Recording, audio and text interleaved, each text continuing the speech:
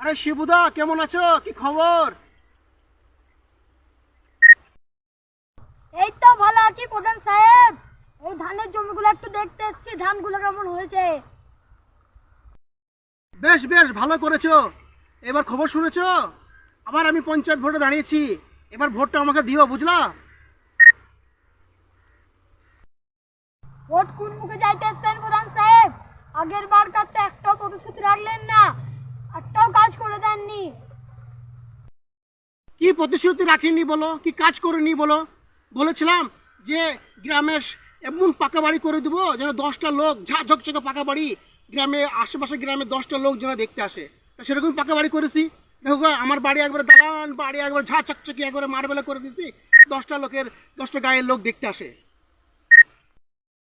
ও তাই নাকি? আর বলেছিলেন যে ঘরে ঘরে জলের ব্যবস্থা করে দেবো। হ্যাঁ, জলের ব্যবস্থা করে দিয়েছি তো। করে দিইনি? এমন রাস্তা করে দিয়েছি, এমন রাস্তা হয়ে গেছে যে রাস্তায় প্রচুর পরিমাণে জল জমে যায়। জলের অভাব দূর করে দিয়েছি এলাকায়। হ্যাঁ, আরো বলেছিলাম যে কোনো অভাব থাকবে না।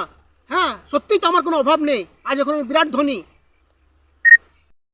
বাহ, ভালো তো। আর বলেছিলেন যে সব মদের দোকান বন্ধ করে দেবেন। হ্যাঁ, বলেছিলাম তো যে বাংলা মদের দোকান বন্ধ করে দেবো। হ্যাঁ, এলাকা সব বাংলা মদের দোকান বন্ধ করে দিয়েছি। তো আমার এলাকায় একটাই আমি এখানে বিলাতি মদের দোকান করেছি। আমার দোকান বিলাতি মদের দোকান, বাংলা মদের দোকান বন্ধ করে দিয়েছি তো আমি। বাহ প্রধান সাহেব, বাহ। আর জমি জায়গার প্রতিশ্রুতিটা? হ্যাঁ, বলেছিলাম তো এলাকায় জমি জায়গা দখল নিয়ে খুব সমস্যা, জমি জায়গা নিয়ে খুব ঝগড়া ঝামেলা হয়। তা হ্যাঁ, সব মিটিয়ে দিয়েছি। সব জমি জায়গা আমি জোর করে দখল করে নিয়েছি, আমার নামে করে নিয়েছি। আর এলাকায় কোনো ঝগড়া ঝামেলা জমি জায়গা নিয়ে নাই। জমি জায়গার সমস্যা তো আমি মিটিয়ে দিয়েছি। পারেন বটে প্রধান সাহেব, যতই বলেন এবার ভোট আপনাকে আর দিচ্ছি না। আরে তুমি দিবা আর তোমার বাপ শুধু দিবে।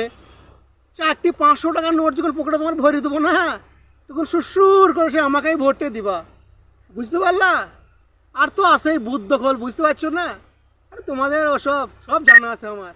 বা আবার বোধান আমি হচ্ছি, বুঝলা? যা যা ধান দেখো, আমি চললাম, বুঝলা শিবুদা?